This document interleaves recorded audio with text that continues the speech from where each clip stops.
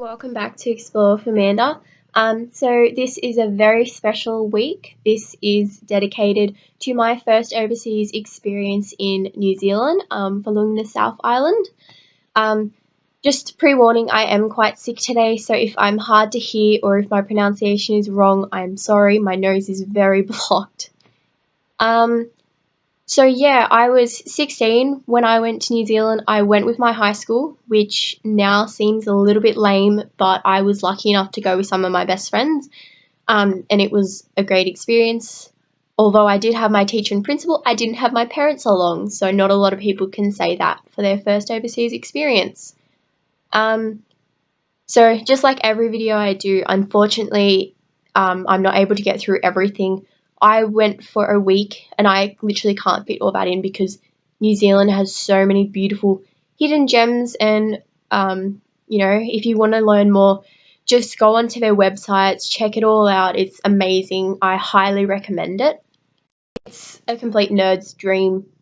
We were Earth and Environmental. We kind of all geeked out a little bit with the mountains and glaciers and things like that. So the North Island is more known for the cultural side of things, and then the South is definitely the geological aspects of it. It has so many beautiful things, which I'll be going through today. So I'm going to look at some of the glaciers. There's the Fox, Franz, Josef, and Tasman. And then I'm going to look at some of the mountains, and there's also a reference for cookies. So if you love cookies, make sure you watch to the end. So this is a really special one for me. I'm very excited, and I hope you guys enjoyed all the photos that I uploaded to my Instagram. All of them were taken by myself. There were a few that were taken by my teacher because he had a better camera than me. So yeah, I'm going to start with Fox Glacier. Well, we all know that I love foxes, so the name for me was really awesome. It was named after New Zealand's Prime Minister, Sir William Fox, after he visited in 1872. So how honoured would you feel as a Prime Minister to have this amazing site named after you? I think it would be really awesome. So it is a 13-kilometre long temperate maritime glacier located in Westland Tai Punti National Park on the west coast. And it's one of the most accessible glaciers in the world, which makes it such an attraction for tourists because you can go and explore, and it's got a terminal face, and it's a really easy walk from Fox Glacier Village. So yeah, it offers a wide range of different activities. There's tours, you can go in a helicopter, there's a glacier walk like on the face. I went on a guided tour. It was really informative but still really fun. The tour guide was really lovely, and all the people who worked at the centre as well were just really welcoming and stuff like that, and it had really cool souvenirs as well. Fox Glacier starts at the Southern Alps, and it falls 2,600 metres over its 13 kilometres, and it ends near the coast in a temperate rainforest, 250 to 300 metres above sea level. During 2006 and 2009, it was advancing forward approximately a metre every week, which is really cool. Unfortunately, though, since then it has been retreating. So that was a common theme through the glaciers that we saw. A lot of them are retreating, and my teacher had been to New Zealand the year before for Franz Josef, which I'll talk about in a minute, and he said the difference was just so amazing, like really sad. You don't want to see these things disappear, but I suppose unfortunately this is something that's happening to our Earth. And so Fox Glacier can reach a compacted ice depth of 100 metres, and it's mostly coloured blue. So I've put some photos on the Instagram, and you can kind of see that. It was really nice, but it looks really dirty as well. Like, even though it's blue, it's got a lot of dirt around it, and that's from when it's been retreating and things like that. It was really interesting to see some of the patterns through it. It occasionally causes flash floodings in the valley below. so it can be a little bit dangerous at times. So you always have to be really cautious, and that's why it's always good to be on a tour, just so you know you have that guide and safety as well. And it's partially sourced by Fox River, and the glacier forms part of a World Heritage Site, so that's really cool as well. And about 1,000 people visit daily. So like I said, it is a major tourist attraction for New Zealand, with it being one of the most accessible glaciers in the world. And it's kind of emphasized through the amount of people that go to it every day. And people are told not to go beyond some of the barriers and to do some of the climbs without the guides, because it can have sudden ice and rock falls. And like I said, it is always good to have that guide just for that safety element. They know what they're doing, so take care when you are doing things like that. Franz Josef Glacier was my absolute favourite. I'm not sure why, I just thought that it was really awesome, and it just seemed so surreal. I don't know, it was awesome. Even though as we got closer to the glacier, it started pouring down rain and we got absolutely drenched, I still loved it. Probably helped that after we went to the glacier, we went to hot pools, and that was amazing. So the glacier is 12 kilometers long, so it is slightly shorter than the Fox Glacier that I mentioned before. And again, this one is also a receding glacier, which is really sad.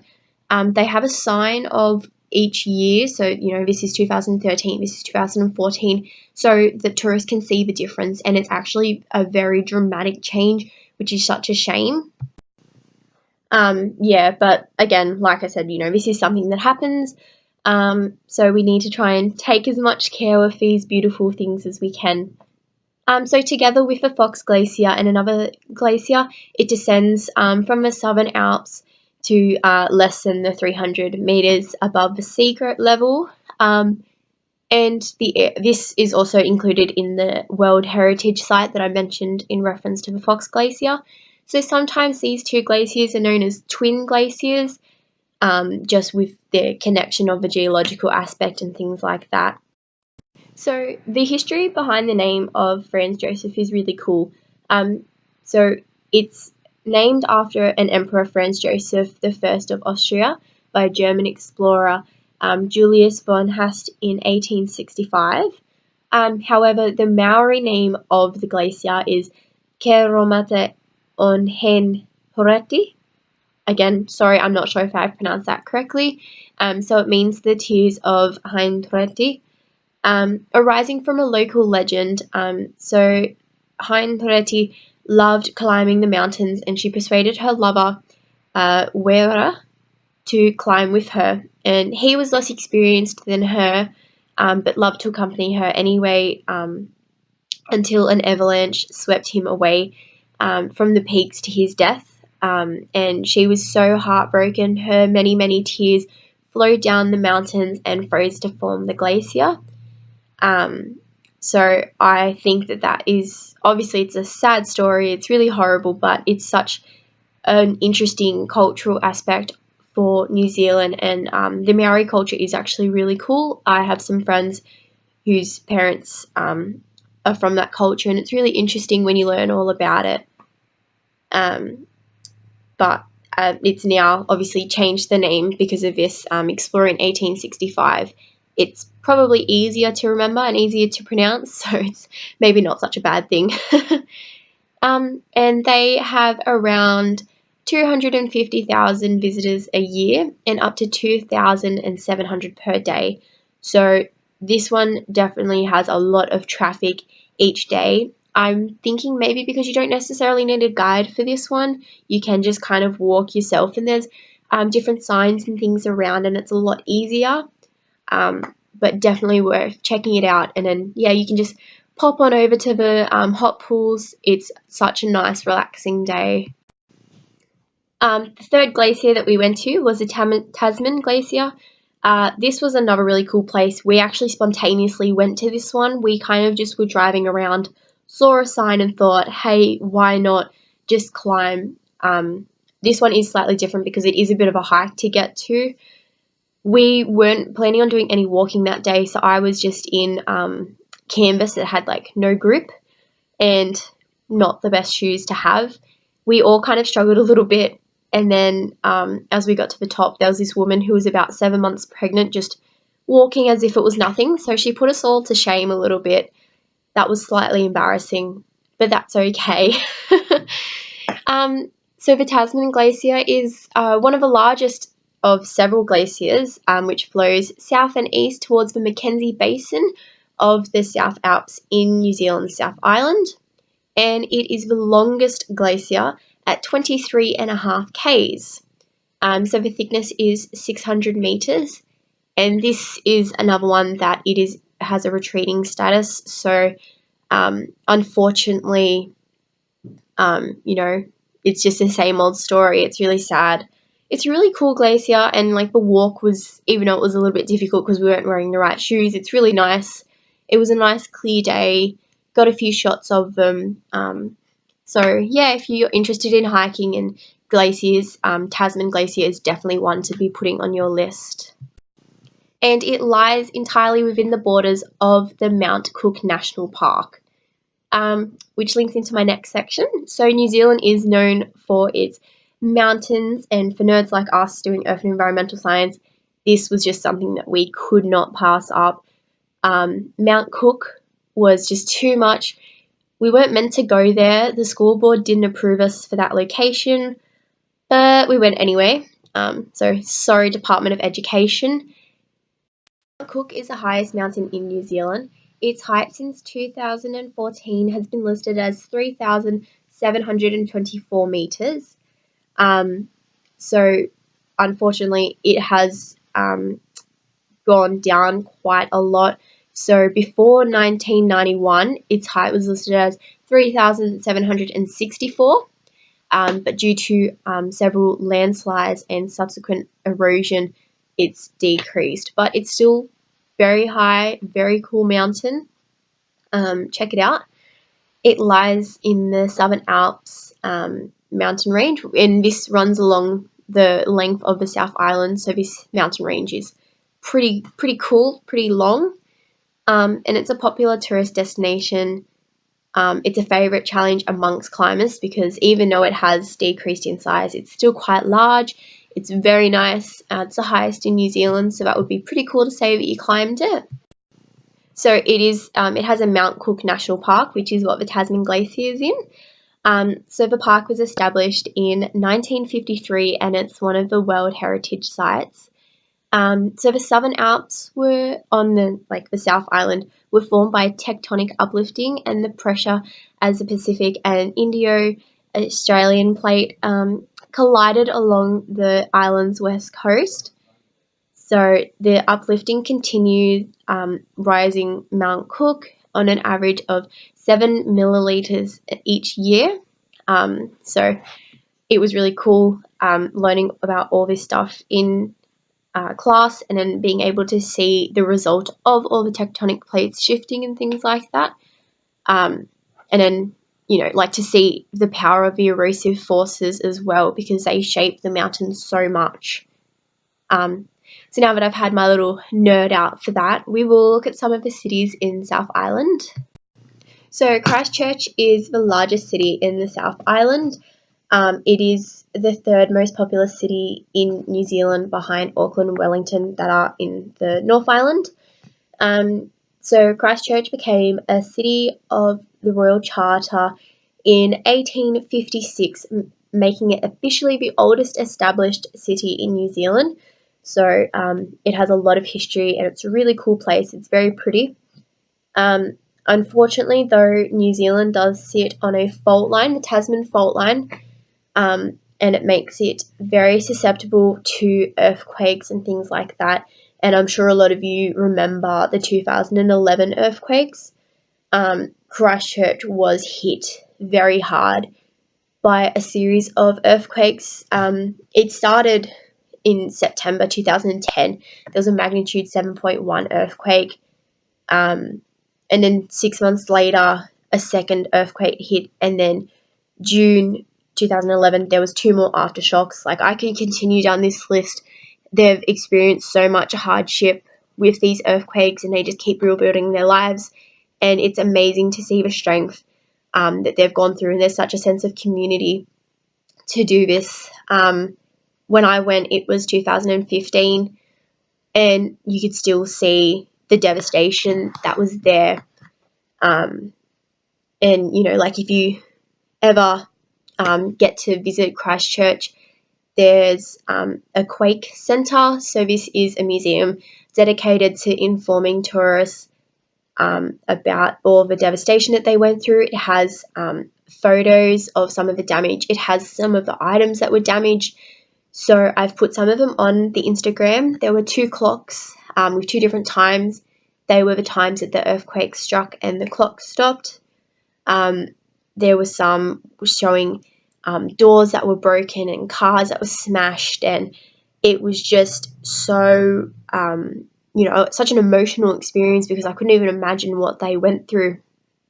And, you know, and being there, it was like, wow, you know, they've rebuilt their lives so much considering the amount of damage that they went through. Yeah, so you can still see some of the devastation around. So a lot of the stores that were ruined, they started using shipping containers as the stores, and some of the cafes and little pop-up fashion shops still use them. They're so cute, and, you know, if you didn't know that it was because of an earthquake, you would just think, wow, what a brilliant idea. It's such a cool and hip look. But they were really smart to do it that way. And then if you're in the heart of a city, there's the Christchurch Cathedral that has so much damage to it, which is such a shame. It is such a beautiful piece of history for their city and the country as well. It was built between 1864 and 1904, and it's surrounded by the Cathedral Square. And over the years, different earthquakes have destroyed it. And since 2013, the community have actually been going to a cardboard cathedral. So the cardboard cathedral literally has cardboard in it. So it incorporates 86 cardboard tubes of 500 kilograms worth of cardboard.